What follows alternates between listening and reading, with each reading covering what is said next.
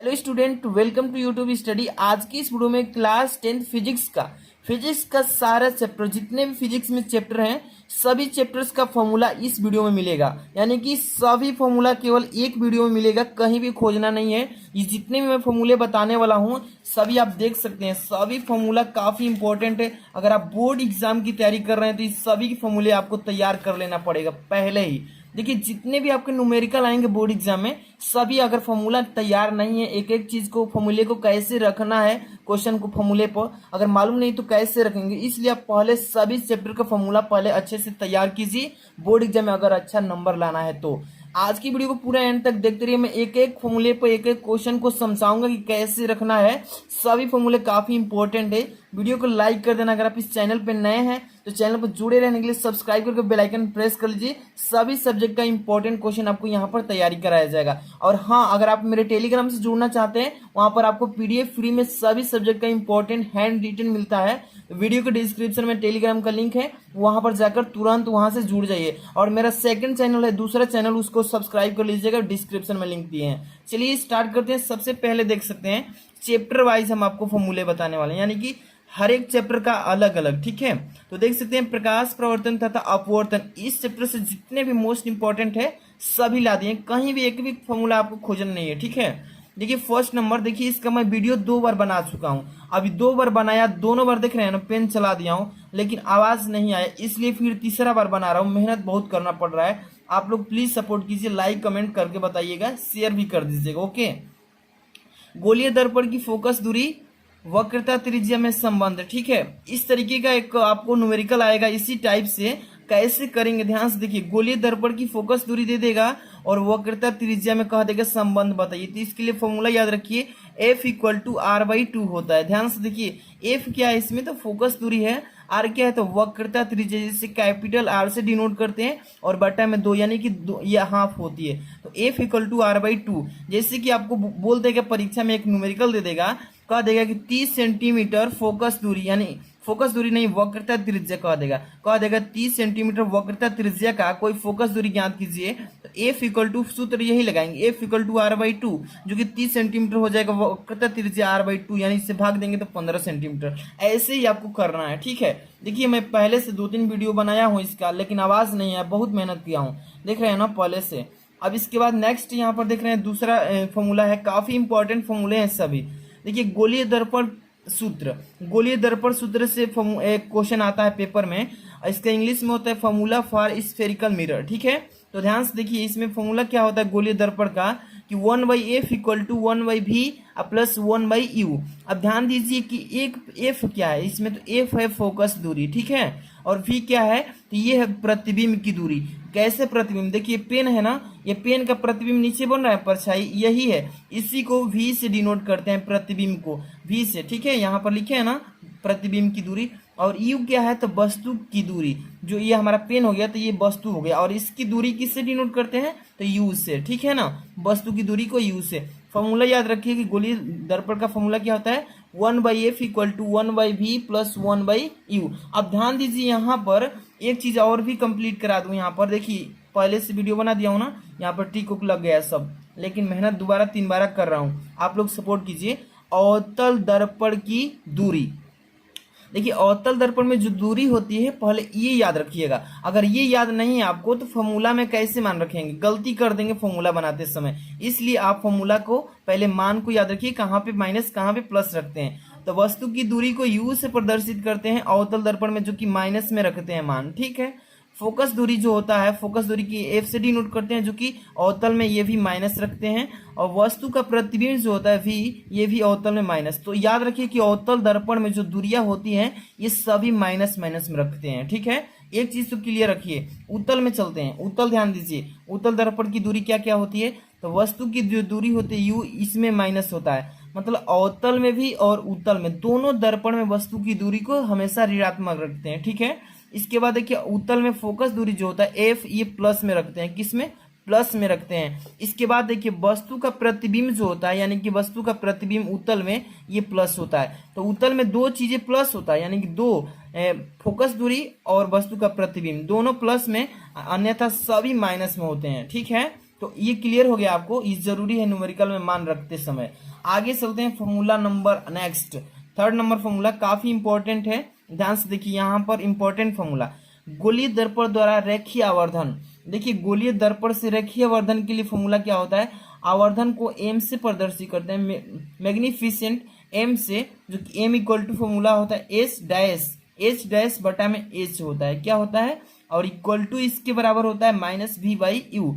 अब ध्यान दीजिए एच डैश जो है इसको दर्शाते हैं प्रतिबिंब की ऊंचाई, एच डैश से क्या दर्शाते हैं, प्रतिबिंब की ऊंचाई, मतलब कि ये प्रतिबिंब बन रहा है, इसकी ऊंचाई क्या है, तो इसको एच डैश से प्रदर्शित करेंगे। और वस्तु की जो ऊंचाई है, यानी कि वस्तु की ऊंचाई क्या है, इसको एच से। क्लियर।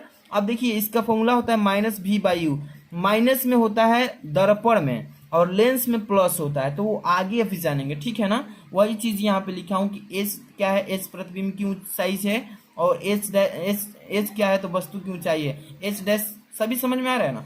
नेक्स्ट चलते हैं, यहाँ पर ध्यान से देखिए, काफी इंपॉर्टेंट पहले चैप्टर का भी है, ठीक है। क्या लिखा गया है कि निरपेक्ष अपवर्तनांक तथा सापेक्ष अपवर्तनांक, ठीक है। तो निरपेक्ष से और सापेक्ष से दोनों से एक एक क्वेश्चन आता है, जो कि 2 नंबर का आता है। तो समझ लीजिए निरपेक्ष अपवर्तनांक कैसे ज्ञात करेंगे, फॉर्मूला याद रखिए। निरपेक्ष अपवर्तनांक एन इक्वल टू होता है sine i upon sine r. अब देखिए एन क्या है, इसमें एन अपवर्तनांक है, और साइन आई क्या है, ये आपतन कोण को डिनोट कर रहा है, और साइन आर क्या है, ये अपवर्तन कोण को। अगर पूछ दे कि दो माध्यमों के बीच का निरपेक्ष अपवर्तनांक ज्ञात कीजिए, तो कौन सा फॉर्मूला लगाएंगे, n equal to sine i upon sine r. समझ में आ रहा है ना। अब इसके बाद है कि कौन सापेक्ष अपवर्तनांक पूछता है, सापेक्ष अपवर्तनांक कैसे निकालेंगे, तो a n g equal to sine i बटा में साइन आर। अब समझिए ए क्या है, इसमें ए मतलब होता है एयर, एयर मतलब होता है वायु यानी कि हवा, एन क्या है, तो ये अपवर्तनांक है, ठीक है बाबू, और जी क्या है, तो ये ग्लास है, ग्लास का मतलब होता है कांच, कांच। समझ में आ रहा है ना। तो पूछेगा कि वायु के सापेक्ष कांच का अपवर्तनांक के लिए फॉर्मूला क्या होता है, तो साइन आई बटा में साइन आर। अब मैंने बता दिया कि साइन क्या है आपतन कोण, आर क्या है अपवर्तन कोण, ऐसे ही मान रख के कर लेंगे हम। देखिए अब आपको इंपॉर्टेंट चैप्टर वाइज न्यूमेरिकल भी बताएंगे, पहले इस फॉर्मूले को अच्छे से रिवाइज कर लीजिए, है ना।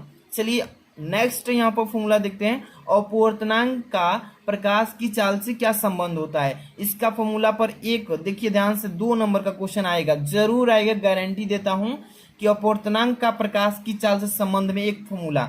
ध्यान रखिए कि ए एन जी वायु के सापेक्ष कांच का फॉर्मूला बराबर होता है, वायु में प्रकाश की चाल को सी से डिनोट करते हैं, और बटे में होता है कांच में प्रकाश की चाल वी। अब ध्यान दीजिएगा निर्वात में जो प्रकाश की चाल होता है उसको सबसे अधिक माना गया है, इसलिए सबसे ऊपर उसको रखेंगे। ये एक चीज आपको याद रखना है कि निर्वात में प्रकाश की चाल क्या होता है, सबसे अधिक, तो सबसे पहले उसको ऊपर रखेंगे। अब बटा के नीचे कोई भी दिया हो, कांच का, वायु का, मतलब वायु छोड़कर जल का, कोई भी मतलब प्रकाश की चाल देते तो उसको बाटा के नीचे रखेंगे। क्लियर। तो अपवर्तनांक और प्रकाश की चाल में संबंध सी बाई वी होता है, a n g equal to c by v. Next formula पर चलते हैं, वेरी इंपॉर्टेंट फॉर्मूले हैं सभी के सभी। अब देखिए इसके बाद है स्नेल के नियमानुसार। आप प्रकाश का प्रवर्तन पढ़े हैं, प्रकाश का प्रवर्तन में अपवर्तन में जो पढ़े, सेकंड नियम क्या होता है, स्नेल के नियम, माध्यम एक, पहला माध्यम मान लेते हैं एक जो कि वायु है, के सापेक्ष माध्यम दूसरा क्या ले लेते हैं, जल। कह देगा कि आप अपवर्तनांक ज्ञात कीजिए, तो इसके लिए फॉर्मूला क्या होता है कि 1 and 2, यानी कि माध्यम एक के सापेक्ष माध्यम दूसरा का अपवर्तनांक बराबर होता है sine i by sine r. यही वाला फॉर्मूला जो ऊपर अभी हम करते आ रहे हैं, यही फॉर्मूला आपको रख देना है। क्लियर है। कहीं भी डाउट हो तो आप कमेंट बॉक्स में नीचे जाकर कमेंट कीजिएगा, आपको रिप्लाई देने की कोशिश करेंगे। अगला चलते हैं question number formula number 5। Very important फॉर्मूले हैं सभी। जितने भी बच्चे अभी नए जुड़े हैं चैनल को सब्सक्राइब कर लीजिएगा, और लाइक करके कमेंट करके हमें जरूर बताइएगा, ठीक है। लेंस सूत्र, अब यहाँ से लेंस से हम बता रहे हैं, उसी चैप्टर से, है ना। Lens formula 1/f equal to 1/v minus 1/u। अब ध्यान दीजिएगा दर्पण में प्लस हो जाता है और लेंस की बात आती है तो 1/f इक्वल टू 1/v, अब माइनस यहाँ पर लग जाता है 1/u। अब मैंने तो बता दिया है कि f क्या है, v क्या है, u क्या है, आपको पहले ही बताया हूँ, तो कहीं दिक्कत तो नहीं है। अब चलते हैं नेक्स्ट फॉर्मूला पे, ध्यान से देखिए 6 नंबर फॉर्मूला में क्या लिखा है कि लेंस द्वारा आवर्धन। देखिए लेंस के द्वारा आवर्धन ज्ञात कैसे करते हैं, यानी कि मैग्निफिसेंट बाई लेंस, ठीक है। तो इसके लिए फॉर्मूला होता है एम। एम जो है कि आवर्धन है, एम इक्वल टू होता है एच डैश बटा में एच, और इक्वल टू यहाँ पर देखिए प्लस में होता है वी, यानी कि जो प्रतिबिंब की दूरी होती है साइज लेंस में प्लस होती है बाई यू होता है, ठीक है। तो m equal to h dash बटा में एच इक्वल टू वी बटा में यू। एच डैश क्या है जी, बताइए कमेंट करके, एच क्या है ये भी बताइए। एच डैश प्रतिबिंब का साइज, एच वस्तु का साइज। क्लियर। नेक्स्ट चलते हैं यहाँ पे, ध्यान से देखते चलिए 7 नंबर फॉर्मूला। अभी पहला चैप्टर से चल रहा है, ठीक है। अब नेक्स्ट चैप्टर से स्टार्ट करने ही वाले हैं। लेंस की क्षमता, लेंस जो होता है हमारे चश्मा में लगता है या मोबाइल में भी लेंस है, तो उसकी क्षमता कैसे ज्ञात करेंगे, इसके लिए भी फॉर्मूला बना है। पावर ऑफ ए लेंस क्या होता है, लेंस की क्षमता को पी से डिनोट करते हैं। यहाँ पर पी लिखे हैं, पहले ही वीडियो बना दिए, देख रहे हैं ना, पहले भाड़ फूड़ कर दिए हैं, बहुत मेहनत किए थे, मतलब 2-3 बार आधा घंटा, फिर भी नहीं आवाज आया था, ठीक है, इसलिए तीसरा बार बना रहा हूँ। लेंस की क्षमता P equal to 1 by lens की फोकस दूरी यानी F, इसको मीटर में रखते हैं। ध्यान से देखिए, यहाँ पर मैं बता रहा हूँ शॉर्ट में, P बराबर 1 बाई एफ मीटर में। लेंस की क्षमता P बराबर 1 बाई एफ मीटर में, यहाँ पर P बराबर 1 बाई एफ लिख लेते हैं। अब ध्यान दीजिए यहाँ पर एक चीज, इसका मात्रक क्या होता है, बहुत बच्चे नहीं समझ पाते हैं। तो लेंस का मात्रक होता है डायोप्टर, इसकी क्षमता का मात्रक क्या होता है, डायोप्टर हिंदी में, और इसको इंग्लिश में कैपिटल डी से भी डिनोट करते हैं। तो दो चीजें आप याद रखिए, हिंदी में डायोप्टर, इंग्लिश में डी लिख सकते हैं, ठीक है, चीज समझ में आ रहा है। नेक्स्ट आप चलते हैं फॉर्मूला पर, सेकंड चैप्टर से। काफी इंपॉर्टेंट फॉर्मूला है सभी के सभी, अच्छे से देखते चलिए।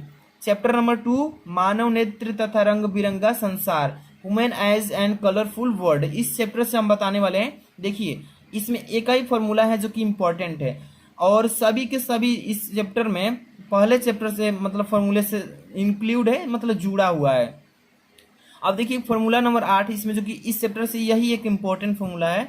अल्पतम विचलन कोण ज्ञात करने के लिए पेपर में पूछता है, काफी इंपॉर्टेंट है, 4 नंबर का इसी फॉर्मूले पर आएगा एग्जाम में, न्यूमेरिकल, ठीक है। इसको इंग्लिश में बोलते हैं एंगल ऑफ मिनिमम डेविएशन, समझ रहे हैं ना। अल्पतम विचलन कोण कैसे ज्ञात करते हैं, इसके लिए फॉर्मूला होता है एन। अल्पतम विचलन कोण के लिए एन, जो कि हमारा अपवर्तनांक है, एन इक्वल टू होता है साइन ए प्लस डेल एम, इसको डेल एम बोलते हैं, बटा में 2 होता है, और बड़ा वाला बटा लगाकर लिखते हैं साइन ए बाई 2। याद रखिएगा, एक एक चीज को हम यहाँ पे समझा रहे हैं। जहां पर एन क्या है, हमारा अपवर्तनांक है, क्या बोलते हैं एन को, अपवर्तनांक। और ए क्या होता है, ए इसमें तो प्रिज्म का कोण होता है। जो हमारा प्रिज्म होगा तो त्रिभुजा के आकार का होगा, मान लीजिए इस टाइप का, तो ध्यान दीजिए ये हमारा कोण जो है प्रिज्म कोण कहलाता है, यही, ठीक है। तो ये मान लीजिए कि 30 अंश दिया या 40 अंश या 60 अंश कोई भी दिया है, तो इसको किस चीज से डिनोट करेंगे, ए से, प्रिज्म कोण को ए से डिनोट करते हैं, ठीक। अब इसके बाद डेल है ना, ये अल्पतम विचलन कोण, इसी को बोलते हैं। यहाँ पर देखिए डेल एम को क्या बोलते हैं, डेल एम को अल्पतम विचलन कोण, मतलब अल्पतम मतलब बहुत कम, जो इसके दोनों के विचलन कोण बनेगा उसी को डेल एम से डिनोट करते हैं। ओके, इस पर हम फॉर्मूला पर आपको सवाल भी बता चुके हैं बहुत सारा, अब बहुत इंपॉर्टेंट न्यूमेरिकल भी लेकर आने वाले हैं। तो चैनल को सब्सक्राइब करके जुड़े रहिएगा कि एक भी वीडियो मिस ना हो, और बोर्ड पेपर में अच्छा स्कोर करें, ठीक है। हम अपने चैनल से सभी बच्चों का प्रमोशन करेंगे, और जितने बच्चे अच्छे स्कोर करेंगे सबका यहाँ पे हम नाम लेंगे, उसका फोटो वीडियो बनाकर डालेंगे, सभी बच्चे देखेंगे, ठीक है। यहाँ पर देखिए नेक्स्ट चैप्टर है आपका थर्ड नंबर चैप्टर से इलेक्ट्रिसिटी, जो चैप्टर है आपका विद्युत वाला, उसमें से देखिए कितने इंपॉर्टेंट फॉर्मूले हैं जो कि न्यूमेरिकल में काम आएंगे। ध्यान से देखिए 9 नंबर फॉर्मूला, एक इलेक्ट्रॉन पर आवेश कितना होता है, मतलब एक इलेक्ट्रॉन पर कितना चार्ज होता है, ये याद रखिएगा। फॉर्मूला में मान रखने के लिए आता है पेपर में भाई, ठीक है। 1.6 × 10 के पावर माइनस 19 कूलाम, एक इलेक्ट्रॉन पर आवेश कितना होता है, तो 1.6 × 10 के पावर माइनस 19 कूलाम होता है, याद रखिएगा। अब यहाँ पर देखिए नेक्स्ट 10 नंबर काफी इंपॉर्टेंट है, यहाँ से आवेश बराबर होता है विद्युत धारा और गुणे समय। अब चीजें समझिए, आवेश को Q से प्रदर्शित करते हैं, और विद्युत धारा को I से, और समय को T से। तो यहाँ पर हम शॉर्टकट में अगर लिखें Q equal to I into t, अब समझ में आ रहा है ना, या इसी तीनों से 3 फॉर्मूले बना लेंगे, इसी तीनों से कितने 3 फॉर्मूले बना लेंगे, या यहाँ पर यही लिख सकते हैं I बराबर Q बाई टी। यहाँ पर बस घुमा फिरा करके यहाँ पर मतलब कि हम लोग न्यूमेरिक मतलब क्या बना रहे हैं फॉर्मूला। अब देखिए टी बराबर भी बना सकते हैं Q बाई आई, ठीक है। अब यहाँ पर समझ ले Q क्या है भाई, आवेश है, आई क्या है तो विद्युत धारा है यानी इलेक्ट्रिक करंट है, और टी क्या है यहाँ पर तो समय है। समझ में आ रहा है, टाइम।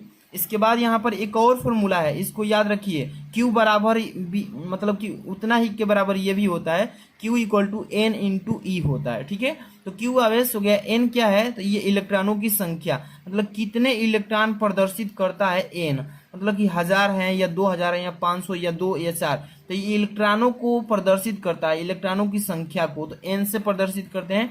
और ई क्या है तो ये इलेक्ट्रॉन पर आवेश है, यानी कि ऑन इलेक्ट्रॉन चार्ज, इसको बोलते हैं इलेक्ट्रॉन पर चार्ज। तो Q बराबर एन इंटू ई, याद रखिएगा। नेक्स्ट चलते हैं फॉर्मूला पर, एक एक फॉर्मूले को अच्छे से रिवाइज कर लीजिएगा। अब देखिए 11 नंबर फॉर्मूला क्या है, विभवांतर, जिसको V से डिनोट करते हैं, और विभवांतर बराबर होता है कार्य बटा में प्रति आवेश। अब ध्यान दीजिए V बराबर क्या होता है तो W/Q, आप अच्छे से याद कर लीजिए। जब चैप्टर आपका स्टार्ट हो गया होगा तो फॉर्मूला जब ये लगाएंगे तो सवाल आसानी से इस फॉर्मूले पर कर लेंगे। ठीक है, तो विभवांतर V बराबर W/Q होता है। अब 1 वोल्ट का विभवांतर का फॉर्मूला याद रखिए, V इक्वल टू W/Q, ये भी होता है, अच्छे से याद कर लीजिएगा, है ना। इसके बाद इसी चैप्टर से 12 नंबर फॉर्मूला प्रतिरोध, प्रतिरोध गणना करना होगा तो क्या क्या चीजें जरूरत पड़ती है। प्रतिरोध को R से डिनोट करते हैं, जिसको रेजिस्टेंस बोलते हैं। R इक्वल टू होता है विभवांतर बटा में धारा। अब चीजें यहाँ पर देखिए, इसको शॉर्टकट में R बराबर V/I होता है, R बराबर V/I, या R बराबर यहाँ पर वही चीज लिखा हूँ V/I। अब समझ में आ रहा है, R प्रतिरोध हो गया, रेजिस्टेंस बोलते हैं, V क्या है विभवांतर यानी वोल्टेज, I क्या है तो इलेक्ट्रिक करंट है। ठीक है, अब यहाँ पे देखिए मोस्ट इंपॉर्टेंट यहाँ पर है, क्या लिखा है, विशिष्ट प्रतिरोध, जिसे हम रो से प्रदर्शित करते हैं। P के आकार का होता है, थोड़ा पोंछ जो है इसका पीछे की तरफ होता है। ठीक है, तो इसको रो बोलते हैं, क्या बोलते हैं रो। विशिष्ट प्रतिरोध को रो से डिनोट करते हैं। रो इक्वल टू होता है R इंटू ए बटा में एल। R ए क्या है, L क्या है, अभी समझाते हैं, फॉर्मूला याद कीजिए। जहां पे देखिए R प्रतिरोध हो गया, रेजिस्टेंस प्रतिरोध, ए क्या है जी एरिया है, मतलब कितने दूर में कवर किया है वो, तो उसको एरिया बोलते हैं, जिसको क्षेत्रफल बोलते हैं। एल क्या है तो लेंथ है, कितना लंबा है यानी कि लंबाई है एल। ठीक है, चीजें समझ में आ रहा है। रो बराबर यानी कि RA/L होता है, याद रखिएगा। नेक्स्ट फॉर्मूला 14 नंबर, क्या लिखा है इसमें कि सेल का आंतरिक प्रतिरोध। देखिए यहाँ पर देखिए, एक बैटरी बना देता हूँ। ठीक है, ये मान लीजिए कि आपकी बैटरी हो गई, समझ में आ रहा है ना, ये आपकी बैटरी हो गई, और कह रहा है कि सेल का आंतरिक प्रतिरोध ज्ञात करके बताइए। क्या क्या चीजें दिया है उसमें, 2 चीज दिया होगा, एक ज्ञात करना होगा। तो ये सेल है, और सेल का आंतरिक प्रतिरोध गणना करने के लिए फॉर्मूला याद कीजिए, I बराबर होता है E बटा में R प्लस R। तो यहाँ पर देखिए I क्या है तो ये करंट हो गया यानी कि धारा, और E क्या है तो ये हमारा देखिए यहाँ पर चीजें लिखा हूँ, विद्युत वाहक बल, इसको बोलते हैं विद्युत का वाहक जो बल है, इसको E से प्रदर्शित करते हैं। अब यहाँ पर R क्या है प्रतिरोध है, और स्मॉल r क्या है आंतरिक प्रतिरोध बोलते हैं। यहाँ पर देखिए लिखा हूँ आंतरिक, इसके अंदर का प्रतिरोध और इसके बाहर का प्रतिरोध, दोनों चीजें यहाँ पर अलग अलग लिखा हूँ। क्लियर समझ लीजिए कि सेल का आंतरिक प्रतिरोध I equal to E upon R plus R है ना।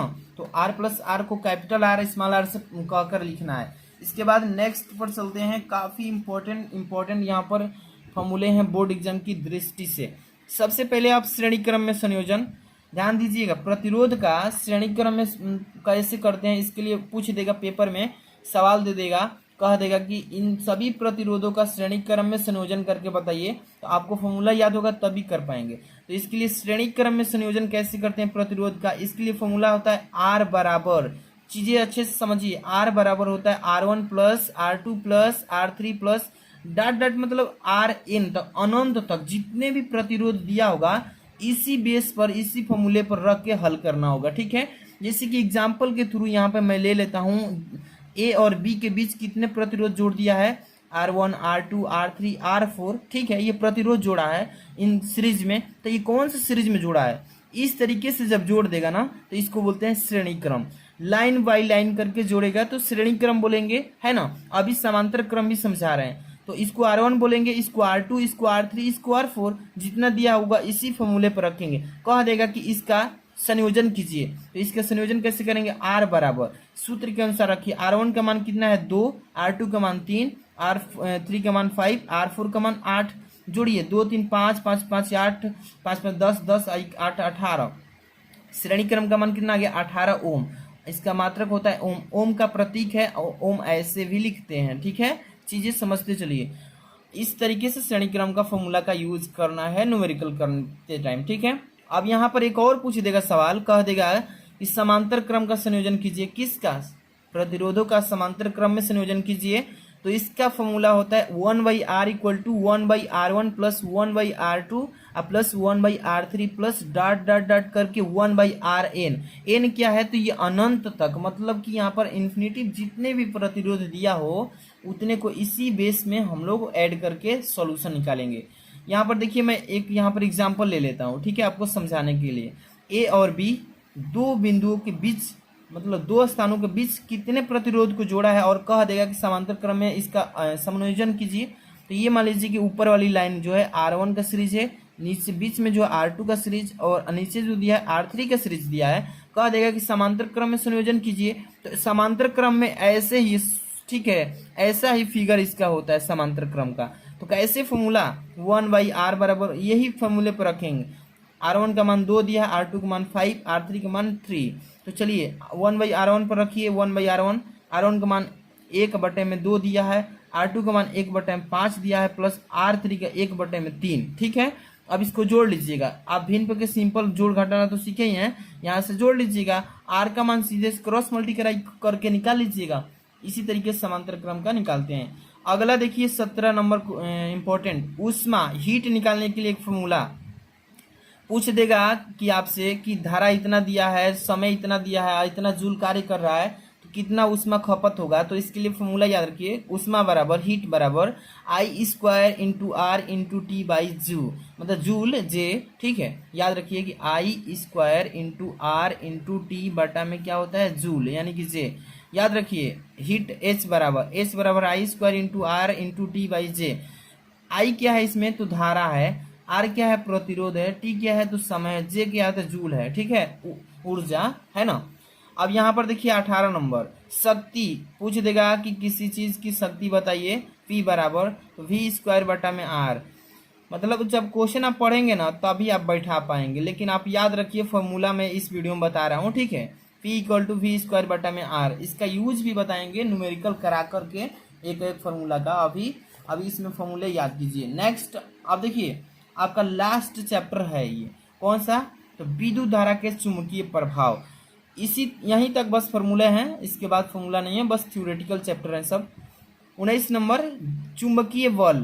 देखिए आपको चुंबक दे दिया जाएगा, है ना, कह देगा कि इसका मतलब इसका चुंबकीय बल निकालिए, जिसमें लंबाई दिया होगा, धारा दिया होगा, और इसमें एंगल भी दिया होगा। तो इसलिए फॉर्मूला याद रखिए कि चुंबकीय बल के लिए F equal to BLI sine theta, याद करिए BLI साइन थीटा। तो बी मतलब यहाँ पर समझ में आ रहा है ना, L क्या है, लंबाई है, I क्या है, धारा है, साइन यहाँ पर थीटा, यहाँ पर उसका एंगल निकालने के लिए है, ठीक है। तो चुंबकीय बल F equal to BLI sine theta याद रखिएगा। और चुंबकीय फ्लक्स भी निकालने के लिए पेपर में देता है, तो इसके लिए फाई से प्रदर्शित करते हैं। चुंबकीय फ्लक्स को किसी से, ध्यान दीजिए, चुंबकीय फ्लक्स को फाई इस तरीके बनाकर काट दीजिए, ये हो गया चुंबकीय फ्लक्स को प्रदर्शित करने वाला फाई। तो इसके लिए चुंबकीय फ्लक्स फाई बराबर होता है B इंटू ए, याद रखिए phi equal to B into a होता है, phi equal to B into a. अब देखिए लास्ट फॉर्मूला इस चैप्टर का समझिए, कुंडली में प्रेरित विद्युत वाहक बल। कुंडली दिया होगा ऐसे, मतलब तार का देखिए ना, तार बंडल बनाया जाता है, तो वो कुंडली के आकार का इससे बना दिया जाता है, ठीक है। तो कुंडली में प्रेरित विद्युत वाहक बल का फॉर्मूला E बराबर क्या होता है, याद रखिए। यहाँ पर देखिए, यहाँ पर नीचे लिख रहा हूँ, E बराबर होता है K इंटू यहाँ पर φ2 माइनस φ1 और बटे में होता है T, याद रखिएगा। ये φ2 माइनस φ1 क्या है, ये चुंबकीय फ्लक्स का दूसरा चुंबकीय फ्लक्स माइनस प्रथम चुंबकीय फ्लक्स, यहाँ पर अंतर निकाल देते हैं, मतलब φ2 माइनस φ1 बटा में T। और जहाँ पर K क्या है, तो एक नियतांक है, नियतांक याद रखिएगा। तो कुंडली में प्रेरित विद्युत वाहक बल E equal to K into φ2 minus φ1 by T होता है। ये फॉर्मूला याद रखिए। आज की इस वीडियो में जितने भी आपको मैं फॉर्मूला बताया हूँ, इससे बाहर एक भी न्यूमेरिकल नहीं आएगा, इसी में से आएगा। और देखिए वीडियो का जितने भी मतलब ये वीडियो बनाया हूँ, जितने भी आपको फॉर्मूले चाहिए तो वीडियो का डिस्क्रिप्शन में जाइएगा, टेलीग्राम लिखा होगा, टेलीग्राम लिंक, वहां पे क्लिक कीजिए नीचे, वहीं से ज्वाइन हो जाइए। मैसेज कीजिए टेलीग्राम में जाकर कि पीडीएफ सर सेंड कीजिए, तुरंत आपको अवेलेबल कर देंगे वहीं पे। और वीडियो पर नए हैं तो चैनल को सब्सक्राइब कर लीजिएगा, शेयर भी कर दीजिए बच्चों में, अन्य बच्चों में। बहुत मेहनत करने के बाद ये वीडियो बनी है। मिलते हैं नेक्स्ट वीडियो में। Thanks for watching.